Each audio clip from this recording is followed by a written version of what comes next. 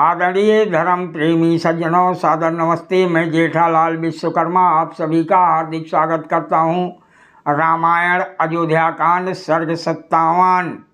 महर्षि वाल्मीकि जी रामायण में कहते हैं कि पिताजी का मरण और दोनों भाइयों के वनगमन का वृत्तांत जानकर दुख से संतप्त हो राजकुमार भरत माता कैकेयी से कहने लगे, पिता और पितृतुल्य भाई रहित होने के कारण मेरा तो सर्वनाश हो गया।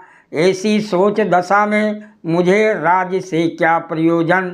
तुमने महाराज दशरथ जी की हत्या कर और श्री राम को वनवासी बना मुझे दुख पर दुख दिया है, मानो कोई कटे हुए घाव पर नमक छिड़क दे।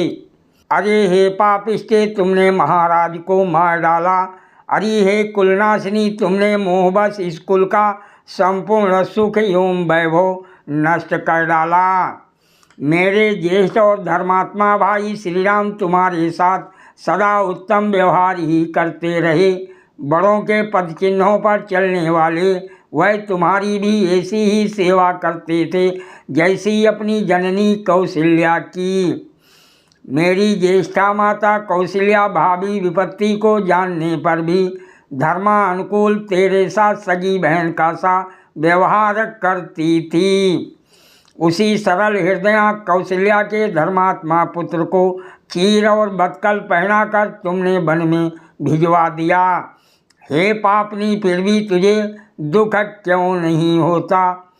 पवित्र आत्मा, वीर, यशस्वी और उदार श्री राम को बतकल वस्त्र पहनाकर और वन में भिजवाकर तुमने क्या फल पाया।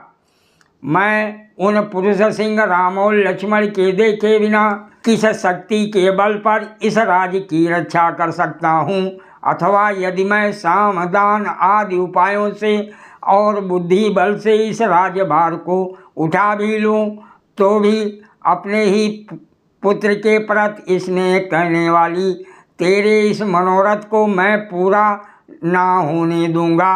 अरे हे पाप दर्शनी, हमारे पूर्वजों की प्रथा को कलंकित करने वाली ये पापपूर्ण बुद्धि तुम में कहाँ से उत्पन्न हुई।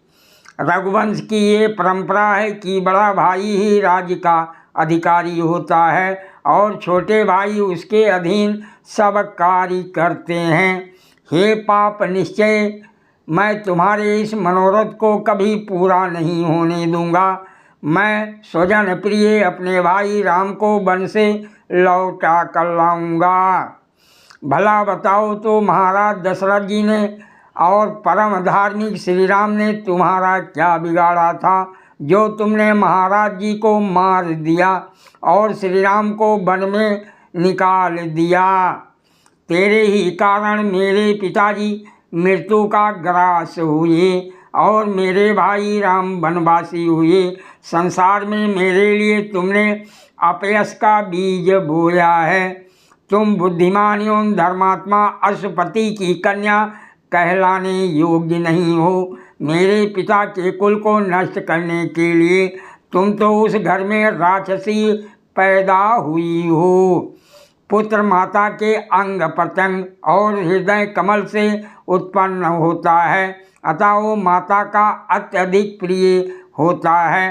अन्य बांधव तो केवल प्रिय होते हैं। ऐसी परम वस्तु का वियोग माता के लिए कितना दुखदायी होगा, तुमने ये भी नहीं विचारा। मैं महाबली विशाल भुजा वाले कौशल्यानंदन श्री राम को वन से लौटाकर स्वयं मुनि सेवित वन में प्रवेश करूँगा।